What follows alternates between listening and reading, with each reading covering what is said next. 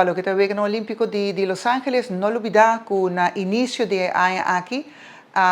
toma over administração nova na América, organizando o Vegan Olímpico, tá algo que naturalmente, aunque tenha comitê organizador, e aunque o Vegan aqui está sendo financiado por o fundo privado de Los Angeles, toch sempre o Ministério de Cooperação da Cidade de Los Angeles, o Estado de Califórnia e a nível federal, e naturalmente essa é três níveis de governo que nós estamos trabalhando com o alcalde, Mayor Karen Bass, nós temos contato frequente. Na última visita na fevereiro nós vamos visitar Mayor Bass em seu City Hall e naturalmente a comprometer-se viagem mais que o Vegan Olímpico está ganhando toda atenção. Pero nós temos que ter em conta sim que city authorities está muito druk também com a consequência de candeira feroz que tem uma consequência assim devastadora para a cidade. Assim mesmo tinha compromisso com o Vegan Olímpico,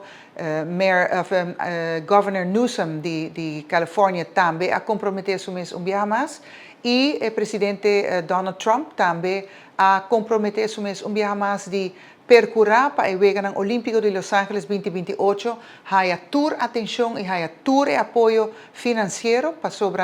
no nível de federal, de governo do país, América. Também tem aporte muito grande para donar, para o que está segurança, para o que está entrada no país, para o que está transporte, para se imaginar com grande o Vegan Olímpico tá. O Vegan Olímpico é um evento sumamente complexo, vamos ter de estadião de competência, mas também estadião de treinamento e discorda 36 deportes em 17 dias com complexo o programa e a preparação tá e essa é a responsabilidade do comitê organizador.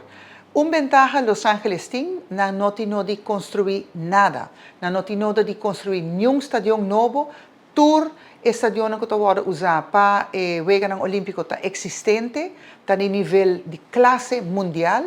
e para casualidade, dentro de aqui, aqui City Hall, City Council a aprovar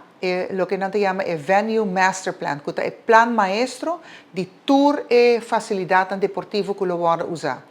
Que varia for o SoFi Stadium, que o vai usar para a opening e closing ceremony e para o deporte de landamento. Na Crypto.com, que vira a sede de gymnastics. Todo estadio que você não está vendo na televisão, lo vai usar tanto para o 28 deportes do programa núcleo, como também os 5 deportes que a cidade de Los Angeles a pedir e a aprovação para somente a edição de 2028, que está beisebol, softball, cricket, lacrosse, flag football e squash. Esse é o deporte que o comitê organizador